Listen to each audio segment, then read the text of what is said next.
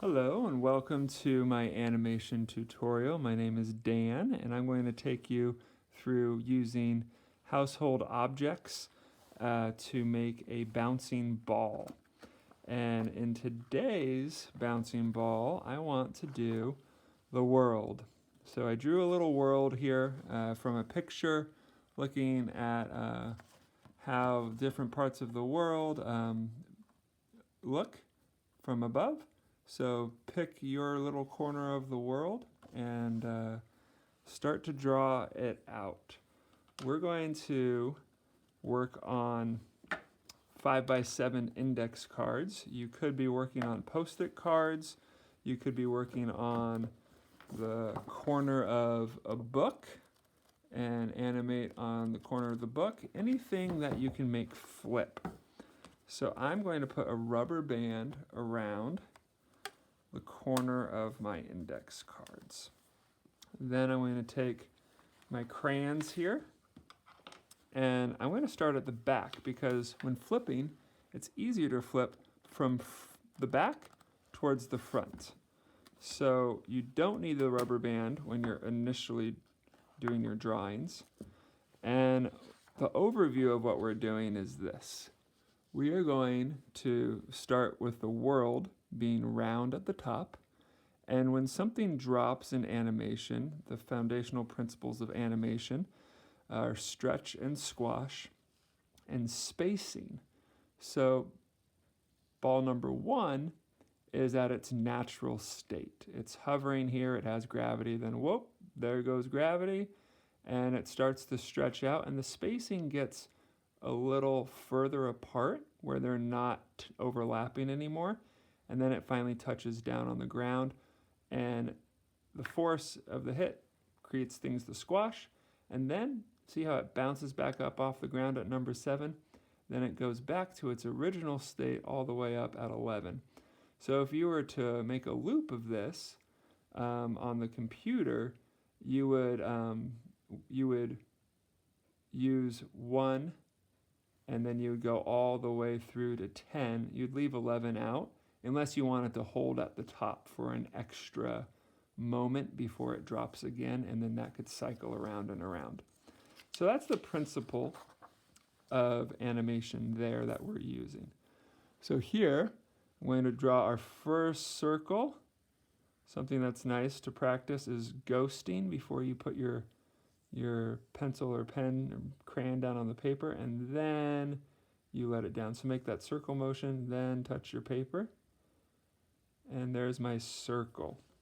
I'm going to reference what I did before so that my world stays relatively consistent in geographical location on the globe of all of the continents. Whoop, that's okay.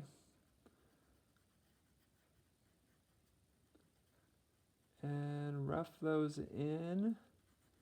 Doesn't have to be perfect, but you do want to keep things relatively consistent when filling the rest of this pond here. Cool. Now you have the first little world there. Now you want to keep it in relatively the same space. So my second world, I'm just lining my papers up next to each other, and it's about a crayon's width away from the corner of the page. So I'm just going to put a little indicator of my placement, and this world's going to start to stretch out a little bit as it drops down. You want to keep the mass consistent. So if you have a circle, you want it to squash, but you don't want it to grow bigger because that would look funny or like we were zooming in with a camera.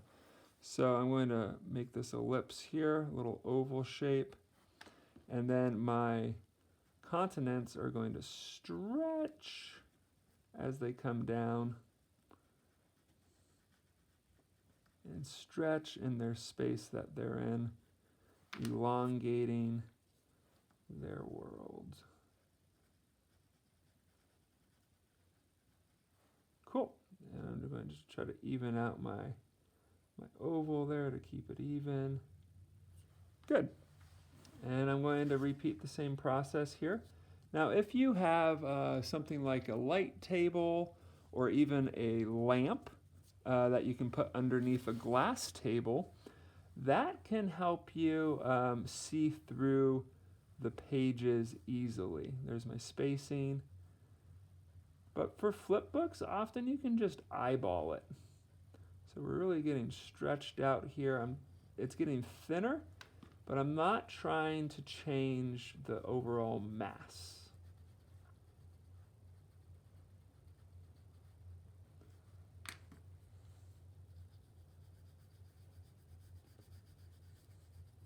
And keep on going.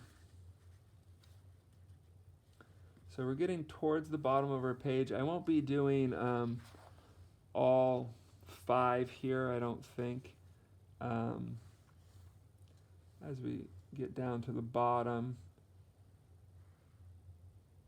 I'll stop at 4 on the way down. I got a little bigger there, so I'm going to bring that in and try to keep my mass consistent. So we stretch things out here.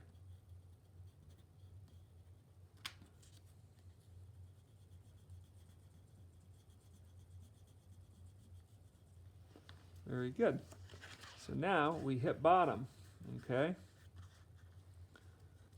And we squash at the bottom. So we squash, we get nice and flat and spread out there. And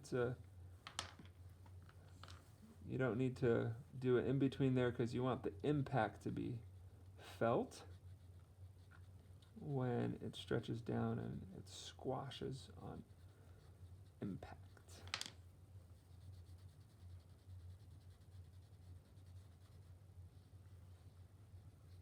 Very good.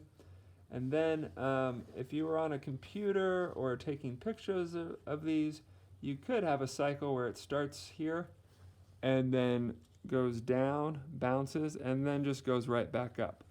But since we're not taking pictures of these, we're just making a video and then flipping it with our hands in a flip book, we're going to bounce things back up, and I'm going to lift off the ground. So there's my space from the edge, and it's really stretched, so I'm further from the edge, and we're bouncing back up because thankfully our world and the people that God made in it are resilient, and when difficult things happen, we can trust and hope, it's my personal belief, in God, and that He sent His Son Jesus, and that things will all be made right one day, and that we can trust Him to help things bounce back to where they were. So now we're bouncing back up, and we're going to track similarly to the size here.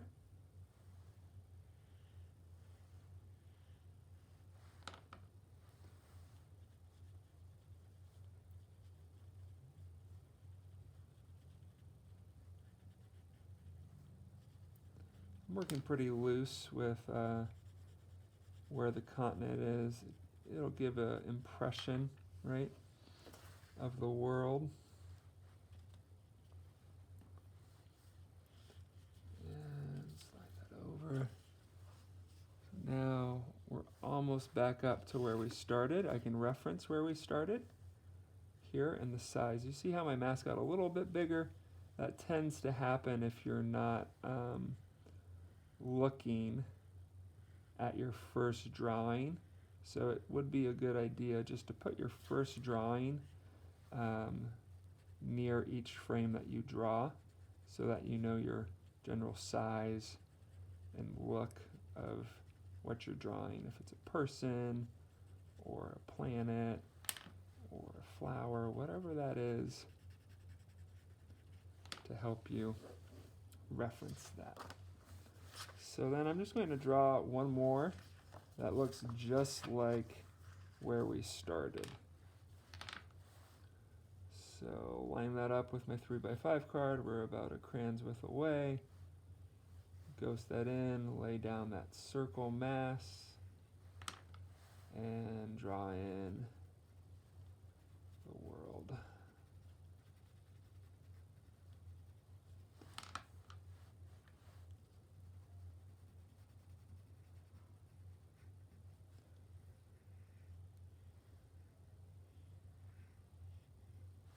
Very good. So I'm going to put this back at the beginning. It is a good idea to number your drawings, especially 1, 2. If you start making a lot of drawings, things can get disorganized and out of place rather quickly. So that's why it's important. So now I'm going to stack that nice and flush, and then go ahead and flip. And there's our resilient little world that bounces back.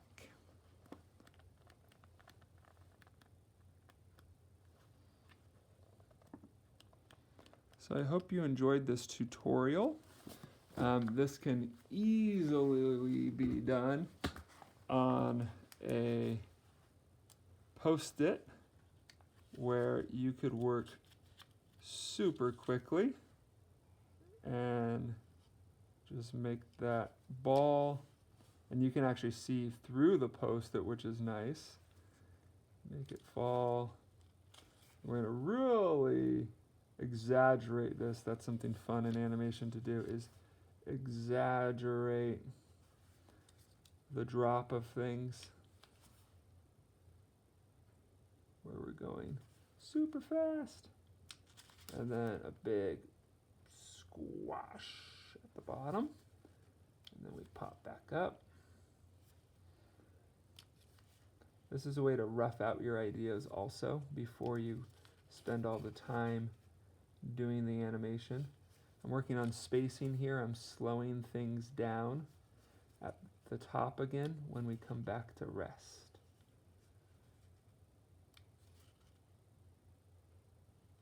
So let's just see that quick little bouncing ball.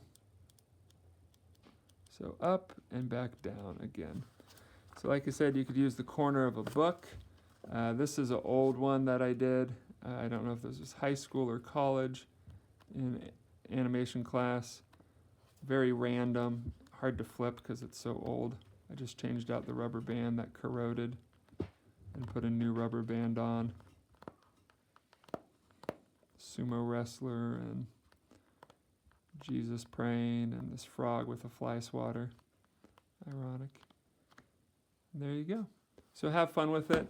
The world is your oyster. The sky's your limit. Enjoy.